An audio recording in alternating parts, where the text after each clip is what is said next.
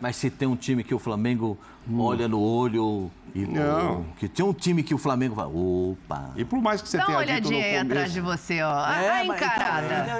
Por mais que você tenha dito no começo que o Abel tá fazendo isso ou aquilo, é um time que está há 2 anos na mão dele, é um time pronto. Sim. A gente vai ver como vai ser o Flamengo. Até hoje, não sei. Não sei que Flamengo é esse que vai para a decisão. Acho que o torcedor está louco para saber. Claro, qual é o time que só para te passar, eu só discordo do Jean num ponto. Eu concordo que a temporada não é definida agora. Se perdeu ou se ganhou a Supercopa não é sinal de sucesso ou de fracasso. Mas para quem perder, por ser o confronto que é nesse momento, eu acho que para começar a temporada vai fazer diferença.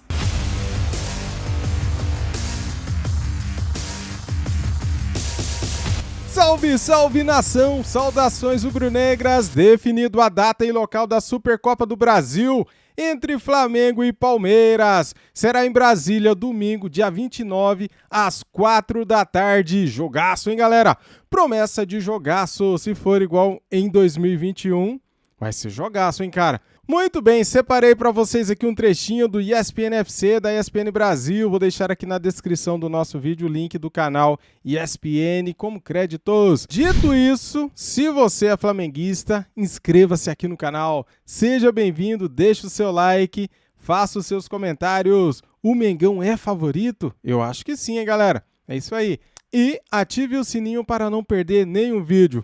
Sem perder tempo, olha só o que os comentaristas do programa ESPN FC falaram sobre o jogo entre Flamengo e Palmeiras. Se liga, vamos lá. Até que tem que pensar primeiro nessa Supercopa, porque isso vai mexer não só com o que está dentro de campo, mas a gente sabe que a rivalidade, ela efervesceu nos últimos anos entre Palmeiras e Flamengo. O local dessa final de Supercopa está definido, foi divulgado hoje pela CBF, depois de rumores de que podia ser em Salvador. Ela está confirmada para Brasília. Tá aí o tweet da CBF confirmando. No dia 29 de janeiro, a previsão inicial era 28 de janeiro, era sábado, agora no domingo, às 16 horas, no estádio Mané Garrincha. Jean, depois do nome de Salvador especulado e agora Brasília, faria diferença para as duas equipes, Brasília ou Salvador? Concordo com o Jean e eu acho que não tem como a gente não imaginar que teria mais torcida fosse em Brasília ou em Salvador. Eu acho que não. Em Brasília, o Flamengo já jogou muito bem. Esse jogo aí foi espetacular, mas foi decidido nos pênaltis. Já jogou lá com o Atlético Mineiro. Já ganhou e já perdeu. Perdeu o Botafogo. O Flamengo era favorito contra o Botafogo. O Botafogo do ano passado vai lá e ganha, mas é no mesmo Mané Garrincha e tal. Então, sim, com muito mais torcida também do Flamengo. Então, não significa, ainda mais com a qualidade que tem o Palmeiras, que ela vai ser decisiva. Tanto é que esse jogo foi 2-2 e foi maravilhoso esse jogo que a gente acabou de ver os gols. Jogaço.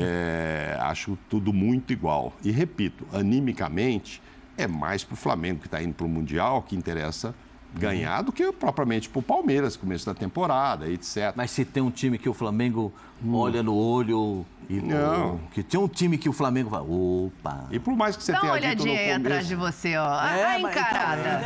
Por mais que você tenha dito no começo que o Abel está fazendo isso ou aquilo, é um time que está há 2 anos na mão dele, é um time pronto. Sim. A gente vai ver como vai ser o Flamengo. Até hoje, não sei. Não sei que Flamengo é esse que vai para a decisão. Acho que o torcedor está louco para saber. Claro, qual é o time que só para te passar, eu só discordo do Jean num ponto. Eu concordo que a temporada não é definida agora.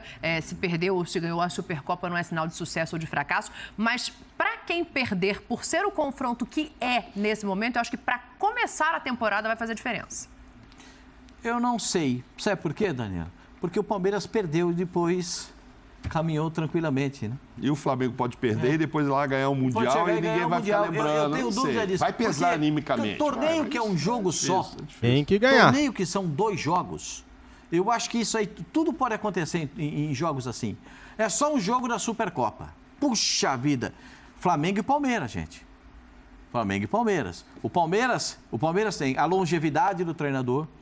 O Palmeiras tem a expectativa criada em torno de um time que o treinador fez questão de que esse time fosse rejuvenescido para ele botar um estilo europeu ainda maior no time. Ou seja, o time do Palmeiras passa a ter uma visão um pouco diferente, porque agora com essa juventude que tem o time do Palmeiras, ele consegue dar mais agressividade, na pressão na saída de bola, porque os jogadores conseguem se recompor melhor. Ele consegue dar mais pressão no adversário, porque os jogadores conseguem fazer isso. Enfim, ele vai ter mais movimentação, mais agressividade, mais poder de domínio do jogo, que é o que gosta o Abel. No fundo, o jogo do Palmeiras passa pelo domínio. Sim. O Palmeiras passa pela bola dominada, para dominar o meio-campo, dominar as ações e impedir o adversário de jogar. Então, com essa juventude toda que o Palmeiras está pondo agora, eu sei que o torcedor do Palmeiras e alguns amigos meus que torcem para o Palmeiras ficam perguntando, mas não vai contratar ninguém? Puxa vida, não vai contratar? Puxa vida, quem é que vai jogar? Puxa vida, como é que vai ser assim? É a postura... o Palmeiras ficou com a missão de contratar 2 jogadores. A missão era trazer 2 jogadores para essa temporada. Um jogador, porque o Palmeiras já contava com a possibilidade da saída do Danilo, que era um volante. O torcedor do Flamengo tem muitos motivos para imaginar como vai ser o time do Vitor Pereira e tal. O Palmeiras, a gente sabe que, você falou aí do tempo que já está o Abel e tal, já tem um time pronto. Mas o melhor jogador o ano passado foi o Scarpa, que foi embora. Até porque ele foi o melhor jogador, porque o Veiga que era o melhor jogador. Que era o melhor jogador. Então passa também por essa volta de Veiga / Hendrick. Então também cria essa expectativa no Palmeiras. Como é que o Veiga vai voltar? Mas o Hendrick não vai jogar a Supercopa como titular, vai?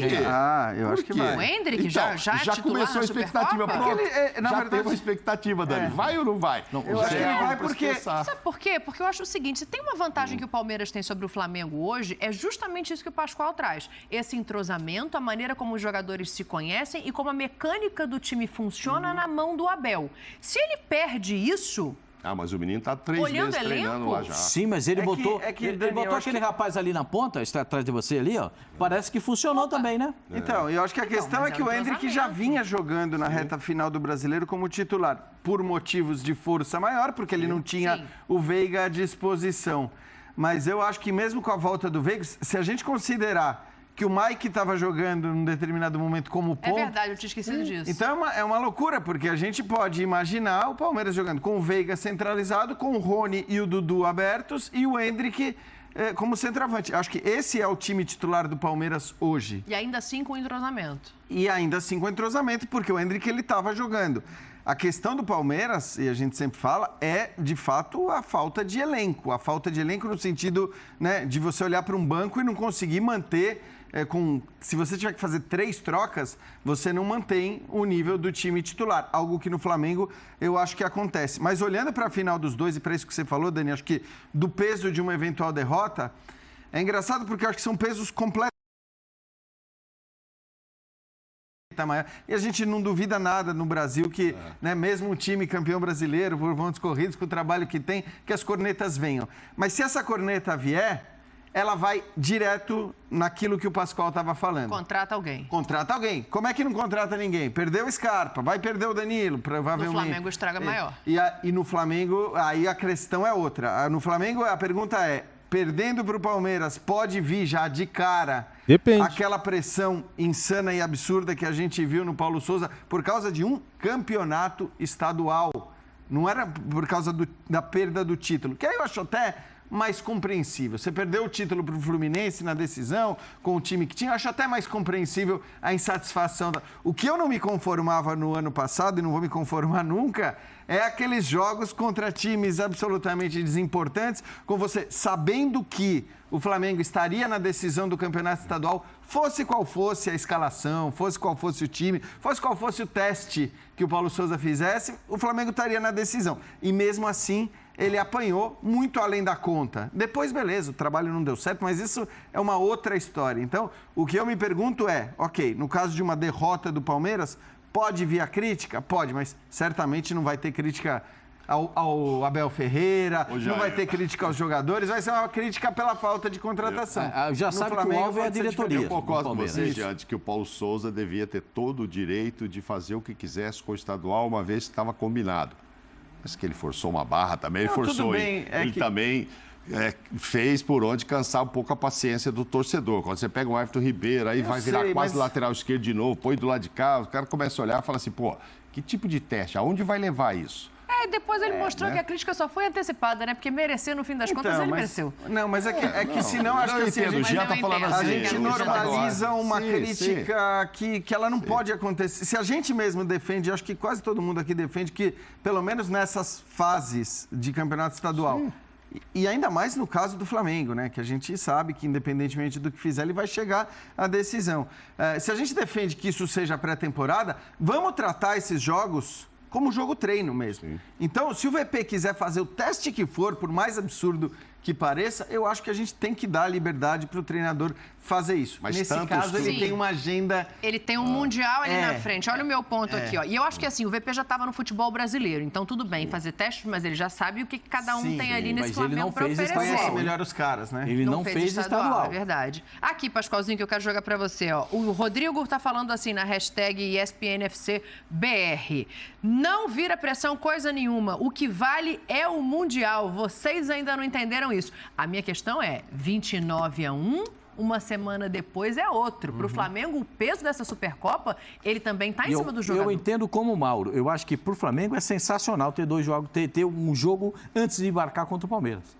Sensacional. Se ganhar. Não, sensacional em todos os aspectos, porque é uma evolução. Porque o treinador pode, se ele colocar o time principal em 3 jogos, ele pode criar uma escada para o time. Ó, nesse jogo aqui é esse, ó, vou pular um jogo, vou botar o outro, vou pular um jogo, vou botar... Contra o Palmeiras vai todo mundo.